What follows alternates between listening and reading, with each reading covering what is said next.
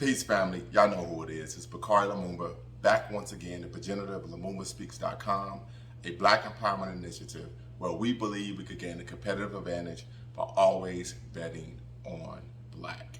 Before we get started, make sure you hit the subscribe and the like button, as well as the notification bell, and make sure you share this video with all our friends and well wishers. So as you all know, I always start off the video by quoting the late great Fannie Lou Hamer, Queen Mother, co-creator of the Mississippi Freedom Democratic Party. She taught us many years ago to never forget where we come from and always praise the bridges that carried us over. And so one of the two bridges actually that I want to praise today, and wishing a happy belated, first and foremost, wishing a happy belated 160th birthday to Queen Mother, a crusader for justice, none other than the woman, the legend, Queen Mother Ida B. Wells-Barnett, who was born, of course, 160 years ago on July 16, 1862 in Holly Springs, Mississippi. And I also want to wish a happy belated 75th birthday to Queen Mother Assata Shakur. We're talking about true sisters in the struggle. It must be something about July 16th that brings the best of our Queen Mothers to the forefront in terms of fighting for African people's right and ability to restore ourselves to our traditional greatness. So with that being said, but we're really going to dig in today, and we're going to have a conversation about honoring the life and legacy, of course, of Ida B. Wells-Barnett. So for those of you who may not know, Ida B. Wells-Barnett was born into slavery on July 16, 1862 in Holly Springs, Mississippi. She was emancipated via the Emancipation Proclamation, and she went on to have a storied career as, of course, an investigative journalist, an educator, a womanist. And for those of you who do not know what a womanist is, that is an African-American woman who advocates solely and particularly for the rights and agency of Black women, right? She was a co-founder of the NAACP, co-founder of the National Association for Colored Women, once labeled as a race agitator by the U.S. government during the World War II era, along with the likes of one Marcus Garvey, Madam C.J. Walker, and of course William Monroe Trotter. So she was a race woman. If you all don't know what a race woman or race man is, that's someone who dedicates their life, of course, to the upliftment of and liberation of the Black nation at home and abroad. So with that being said, those of you, I'm quite sure most people know about Queen Mother Ida B. Wells, but kind of want to deal with just a couple details. One, she was a great organizer. She was a grassroots organizer. Many people don't know that many of the tactics that were used in the civil rights movement came from the Queen Mother Ida B. Wells. We know oftentimes, unfortunately, sisters don't get the shine that they deserve, and as a result, oftentimes the contributions that they've made to the struggle oftentimes overlooked. She was a contemporary of one of Marcus Garvey. She actually was skeptical, believe it or not, of Marcus Garvey's Black Star Line. She argued that she understood how much, of course, it took to run a steamship company.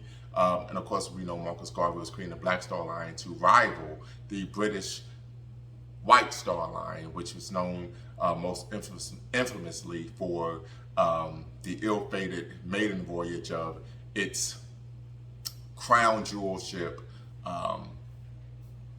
the Titanic. With that being said, of course, she was a contemporary of even Frederick Douglass. He spoke glowingly of her, and then, of course, even of Booker T. Washington. Many people argue that she was the most famous Black woman in America during her lifetime. So you imagine someone who grew up in slavery, became a crusader for justice, and she had the role of, me could argue, maybe being the first lady of Black America, if there was ever such a thing.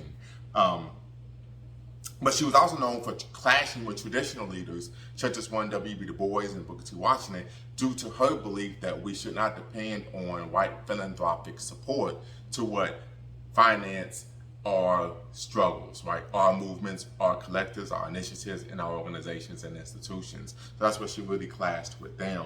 But she was a true grassroots activist, and many people may not know that her foray into investigative journalism, and just want to make sure I mention this, many of her tactics in terms of investigative journalism are still a sort of part of the foundations of investigative journalism that takes place today.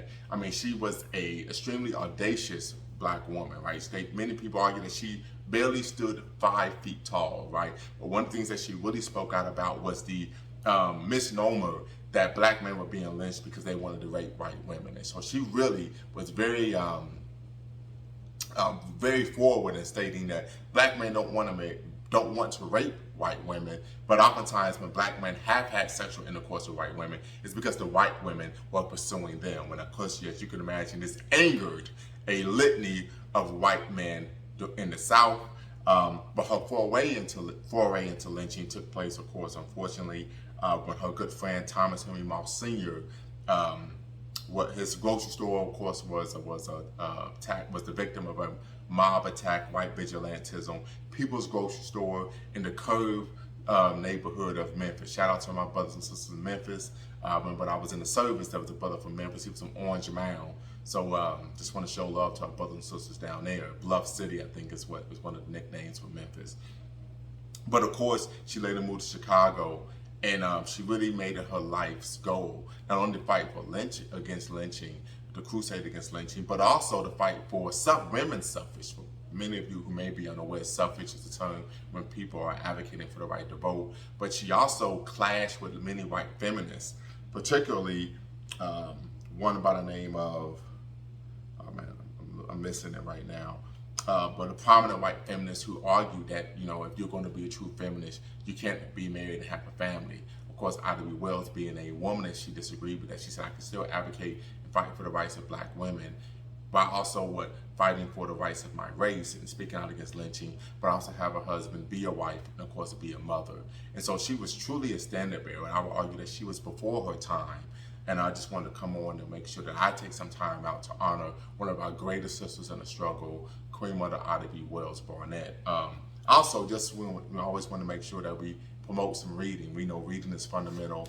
As I always tell my daughter, there's no reason why black people should be adverse to reading or have an antagonistic relationship to reading, because we know that black people are the ones who invented reading and writing. If you don't believe me, it's what's known and called hieroglyphics, right? And so there's a litany of books, a litany of literature on Ida B. Wells, her life, her work, her legacy, so on and so forth. But I like to get it from the horse's mouth. So I'm an advocate of reading her autobiography, which is Crusade for Justice, the autobiography of Ida B. Wells, right? So if you ever get a chance, make sure you check that out. Great work by Queen Mother Ida B. Wells. Once again, one of the preeminent sisters in the struggle. I would put her up there with one Yaa Santawa, one Queen Mother Moore, one Queen Nzinga, one Amy Jakes Garvey, right up there with the best of them. Someone who truly believed in the goal of African people restoring ourselves to our traditional greatness by any means necessary. And last but not least, want to make sure that we also give a shout out to, of course, Assata Shakur. She celebrated her 75th birthday yesterday. So I'm going to make sure that I grab her book, if I can, rather quickly. And I can't find it, and that is on me. But I do actually have her memoir entitled Assata, but I can't seem to find it. It may be somewhere around here, but just want to, here we go. Queen Mother Assata Shakur, right? Her memoir Assata. I actually tell people that this is, in my opinion, the black female nationalist, equivalent of Malcolm X's autobiography, right?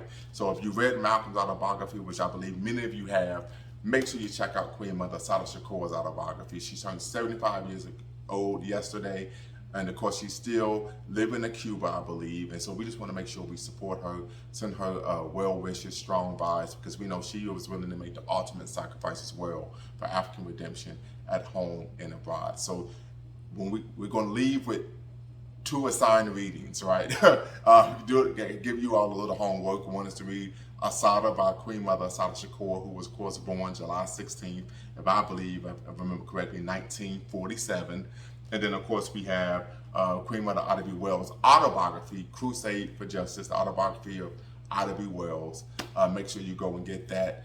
So this is your homework assignment. We want to make sure that we're always uplifting our sisters in the struggle, because we want to make sure that the sisters that are growing up today, the young sisters, and I'll make sure I do this in my household, not only for my daughter, so that she has strong sheroes to look up to and want to emulate, but also for my son, that he understands that our sisters have played a prominent role in the struggle, and that we have to respect them as equals, because we know that is the African way. But until next time, you all know what to do. Hit that subscribe and like button. Peace.